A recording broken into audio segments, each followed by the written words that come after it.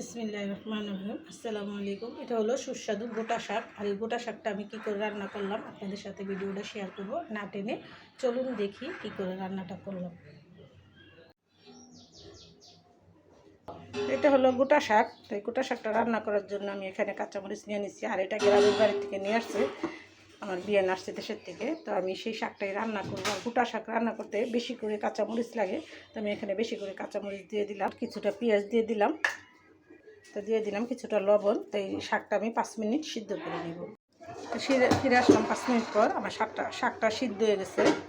তো শাকটা সিদ্ধ করে নিয়ে বাগার দিলে একটা স্বাদ, আর যদি আপনি কাঁচা বাগার দিয়ে রান্না করেন তো এটা হলো আরেক স্বাদ। তো আমি এটা একটু গুটিয়ে নেব।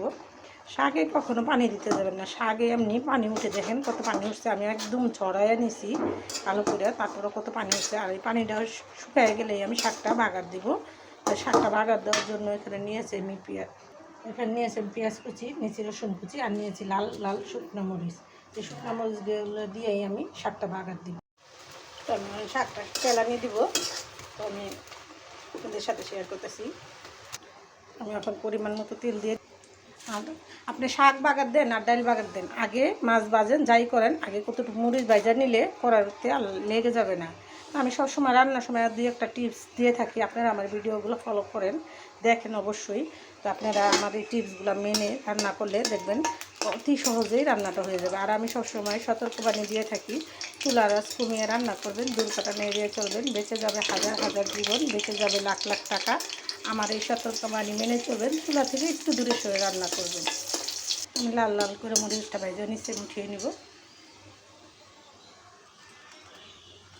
প্রথমে দিয়ে দিব পেঁয়াজ কুচি, দিয়ে দেবো রসুন কুচি। গ্রাম দেশের জিনিস যাই রান্না করেন অনেক স্বাদ লাগে। আমার বিয়ে নিয়ে আসছে দিনাজপুর থেকে, সেটাই আমি রান্না করলাম। আমার শাকটা আবার বেশি পছন্দ, সবচেয়ে ভালো লাগে শাক, শুটকি ভর্তা, এগুলো আমি বেশি পছন্দ করি। তা আমি যাই কিছু করি আপনাদের সাথে শেয়ার করি। আমার ভিডিওটা না টেরে দেখবেন, আর এর উপরে সুস্বাদু শাক রান্না করে খাবেন। আমার বাজারটা হয়ে গেছে, আমি এখন শাকগুলো দিয়ে দিব।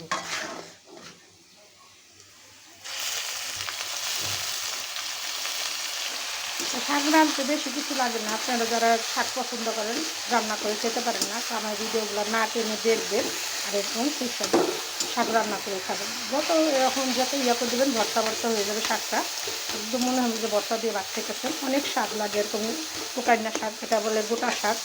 তো এই গোটা শাকটাই আমি রান্না করলাম আর আপনাদের সাথে শেয়ার করলাম। আমার ভিডিওটা না টেনে দেখে এরকম করে সুস্বাদু ঝাল ঝাল করে বেশি করে কাঁচামরিচ রসুন দিয়ে শাকটা রান্না করে একবার হলেও খেয়ে দেখবেন, অসাধারণ স্বাদ হয়। তা আমি যাই রান্না করি আপনাদের সাথে শেয়ার করলাম। তো আমার ভিডিওটা না টেনে দেখবেন আর এরকম সুস্বাদু রান্না করে খাবেন। শাকটা রান্না করা হয়ে গেছে, আমি এখন নামিয়ে নিব। হয়ে গেল আমার এক বাটি গোটা শাক রান্না করা। আমি একটু শুকনো মরিচ ভাজা উপরে দিয়ে দিলাম।